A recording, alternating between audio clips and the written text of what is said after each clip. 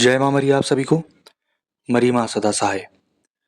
आज मैं आप लोगों के लिए ग्रामीण तरीके से विधि विधान से माता काली को प्रसन्न करने हेतु एक सरल विधि विधान और साधना लेकर के आया हूँ, जो कि माता दक्षिणा काली है। जैसे कि आपको मालूम है, माँ दक्षिणा काली बहुत ही सौम्य रूप में होती हैं, उग्र रूप में भी होती हैं और अपने साधक को हर किसी शत्रु, व्यापार, कोई भी बाधा हो, उन सारी चीजों से बचाती हैं तथा धन्य धान्य वैभव सुख समृद्धि देती हैं।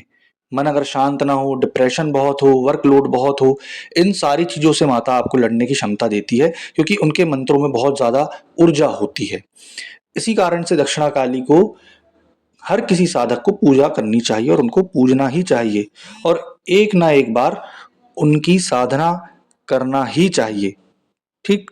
तो ये जो मंत्र विधि विधान है, पूरी तरीके से देसी है और इसमें आपको ज्यादा कुछ चीजें करने की जरूरत नहीं है, कोई ज्यादा ताम झाम नहीं करना है ना। सबसे पहले आपको साधना का दिन जो है, मंगल शनि, ये चूज कर लेना है। ठीक। अब मंगल या शनिवार को आप चाहें तो व्रत रख लें अथवा व्रत ना रखें। ठीक। एक काला आसन, काले कपड़े, काले हकीक अथवा रुद्राक्ष की माला लेनी है। माता काली का अगर आपके घर पर चित्र है तो उसके सामने आप जाप कर सकते हैं, अगर मूर्ति है तो उसके सामने जाप कर सकते हैं, अथवा अगर मूर्ति चित्र नहीं है तो आप माता की मूर्ति या फिर चित्र ला करके, क्योंकि मूर्ति लाओगे तो पंडित द्वारा आपको स्थापना करवानी पड़ेगी, इसलिए एक बाजोट में काला कपड़ा बिछा करके उनकी प्रतिमा के जो फोटो है प्रतिमा की, वो रख सकते हैं।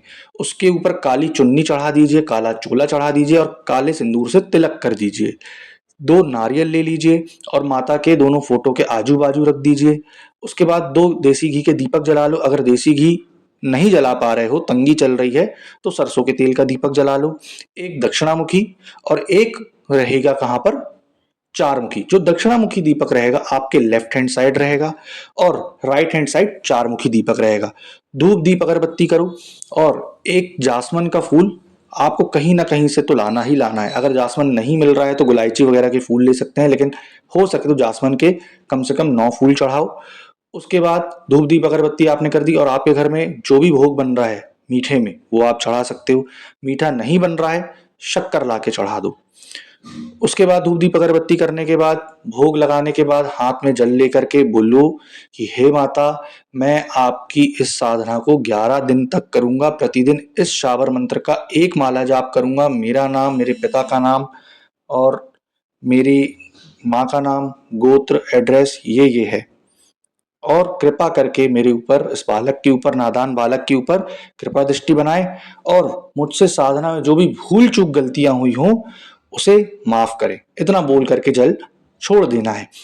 उसके बाद आपको करना क्या है कि 7 बार आपको ओम श्री गणेशाय नमः, 7 बार आपको ओम नमः शिवाय, 7 बार आपको अपनी कुल देवी देवता का मंत्र हो तो बहुत अच्छी बात है, अथवा उनको याद कर ले। गुरु मंत्र हो तो 7 बार वो याद कर ले। ग्राम देवी देवता, इष्ट देवी देवता, नक्षत्र देवी देवता, इन सबको याद कर लीजिए 7-7 बार। मन में जब इनको याद कर लिया तो दिए गए मंत्र की आपको एक माला जाप करनी है।